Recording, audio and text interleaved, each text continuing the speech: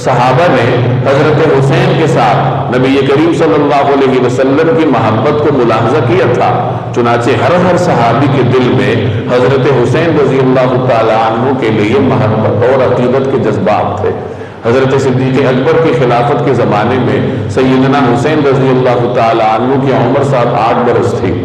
ابھی بچپن ہی کے زمانے کو طے کر رہے تھے۔ اور ایک روایت میں آتا ہے کہ ایک مرتبہ طیلسان سے قیمتی چادریں آئیں تو حضرت ابوبکر صدیق نے حضرات حسنین کریمین حضرت حسن اور حضرت حسین کو بلایا اور وہ چادریں انہیں عطا فرمائیں۔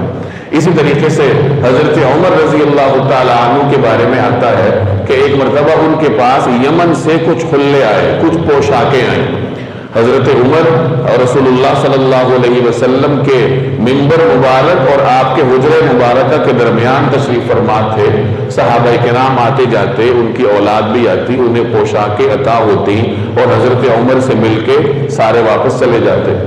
اتنے میں حضرت حسن اور حضرت حسین اپنے حجرے سے باہر آئے۔ حضرت عمر نے ان کو دیکھا کہ ان کے مبارک اجسام پر وہ پوشاکیں نہیں ہیں، تو حضرت عمر غمگین ہوئے اور آپ نے باقاعدہ یمن کے حکمران کو یا اس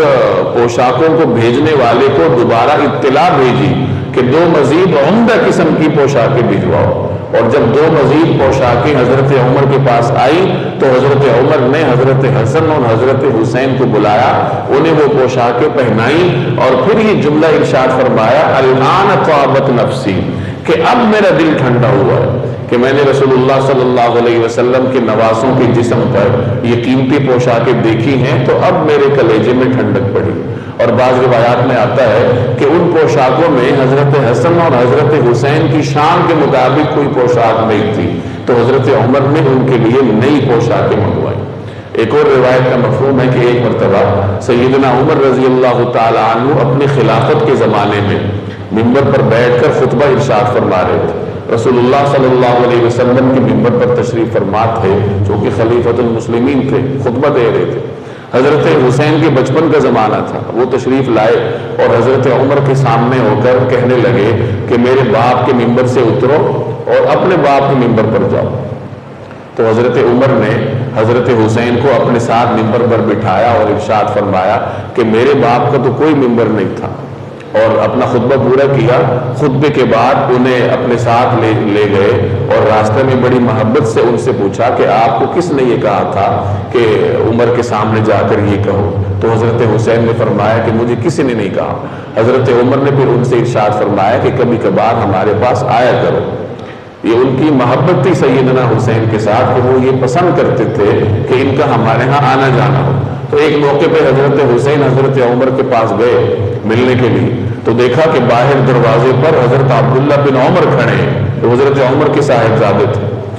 تو حضرت حسین نے ان سے پوچھا کہ کیا بات ہے، آپ اندر نہیں جا رہے؟ تو ابن عمر نے فرمایا کہ حضرت عمر اندر حضرت امیر معاویہ کے ساتھ کوئی مشورے میں مشغول ہیں اور مجھے اندر جانے کی اجازت نہیں ملی، اس لیے میں انتظار کر رہا ہوں۔ تو حضرت حسین نے یہ سمجھا کہ جب ان کو اجازت نہیں ملی تو مجھے بھی نہیں ملے گی، کوئی اہم معاملہ ہوگا، تو وہ واپس چلے گئے۔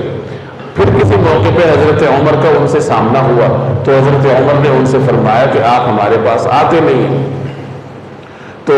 سیدنا حسین رضی اللہ تعالی عنہ نے ان سے فرمایا تھا، لیکن باہر دروازے پہ عبداللہ بن عمر انتظار کر رہے تھے۔ تو حضرت حسین نے فرمایا کہ میں نے یہی سمجھا کہ جب عبداللہ بن عمر کو اجازت نہیں ملی تو مجھے بھی نہیں ملے گی۔ تو حضرت عمر نے ان سے مخاطب ہو کے ارشاد فرمایا کہ عبداللہ بن عمر کو آپ سے کیا نسبت ہے؟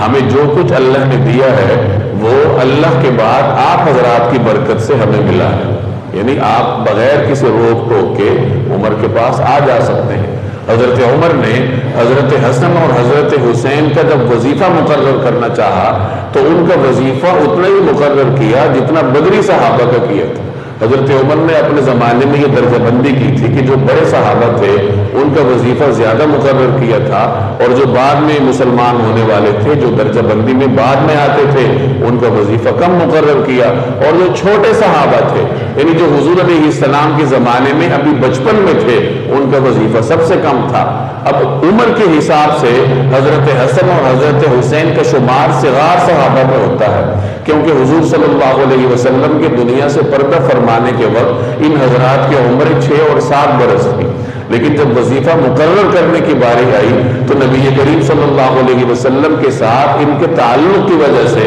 حضرت عمر نے انہیں وہی سٹیٹس، وہی درجہ دیا جو بدری صحابہ کا تھا۔ بدری صحابہ کا وظیفہ 5000 درہم مقرر ہوا، تو سیدنا عمر رضی اللہ تعالیٰ عنہ نے حضرت حسین کا وظیفہ بھی 5000 درہم مقرر کیا۔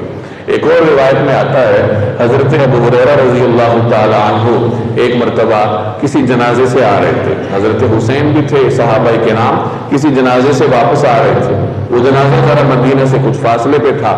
تو واپسی کے دوران سیدنا حسین آرام کرنے کے لیے ایک جگہ بیٹھ گئے، تو حضرت ابو ہریرہ نے